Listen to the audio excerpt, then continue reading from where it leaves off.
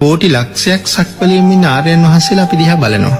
එහෙනම් අපි පින් අනුමෝදන් කරන කෝටි ලක්ෂයක් සක්වලේ සියලුම ආර්යයන් වහන්සේලා කියලා පින් අනුමෝදන් කරාම ආර්යයන් වහන්සේලා අනිවාර්යයෙන්ම අපි පේනවා උන්වහන්සේලාට. පින් අනුමෝදන් කරනට උන්වහන්සේලා අපි දිහා බලනවා.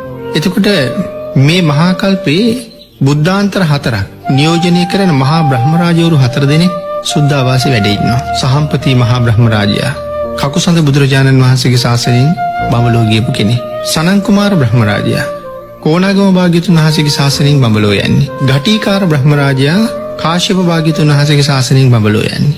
තිස්ස මහා බ්‍රහ්මරාජයා අපේ බුද්ධ ශාසනයේ අපේ මහා මුගලන් මහරහතන් වහන්සේගේ ශිෂ්‍යයෙක් හැටියට පැවිදි වෙලා ඉඳලා බඹලෝ යන්නේ. එතකොට මේ බුද්ධාන්තර 4 නියෝජනය කරන බ්‍රහ්මරාජයෝ 4 දෙනෙක්. තව බ්‍රහ්මරාජයෝ ඉන්නවා මේ බුද්ධාන්තර 4න් බඹලෝ ගියපු. මේ ශාසනයේ විශේෂයෙන් සඳහන් කරන සුවිශේෂී බ්‍රහ්මරාජයෝ 4 දෙනෙක්. එතකොට මේ 4 දෙනාගේම නම කියලා ඒ ආර්යයන් වහන්සේලා 4 දෙනාටම පින් අනුමෝදන් කරලා. එතකොට සුද්ධාවාස වාසී සියලුම ආර්යයන් වහන්සේලාටත් පින් අනුමෝදන් කරලා. සදිව්‍ය ලෝක වාසී මෛත්‍රී මහ බෝසතාණන් වහන්සේගේ ඉඳලා සක්‍ර දේවේන්ද්‍රයන් වහන්සේගේ ඉඳලා සියලුම ආර්යයන් වහන්සේලාට සත්පුරුෂයන් වහන්සේලාට පින් අනුමෝදන් කරලා. උන්වහන්සේලාගේ යටතේ ඉන්න දැන් සදිව්‍ය ලෝක වාසී කියලා කියහම සුමන සමන් දිව්‍ය රාජෝත්තමයන් වහන්සේත් එතෙන්ට අයිති වෙනවා. රාතුන් මහ රාජකේ විසමුනි දිව්‍ය රාජයන් වහන්සේ යටතේ ඉන්නේ. එතකොට උන්වහන්සේත් අයිති. නම කියලා කියනවා නම් විශේෂයි.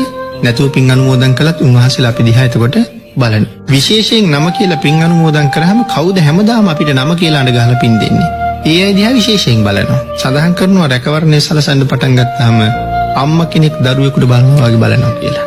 බොහෝ තැන්වලින් අපිව බේර ගන්නවා. මොකද අපි උන්වහන්සේලාට පින් දෙනවා. ඒ නිසා රැකවරණෙත් ඉන්නවා. ඒ නිසා එහෙම පින් දෙන එක හරි වටිනවා.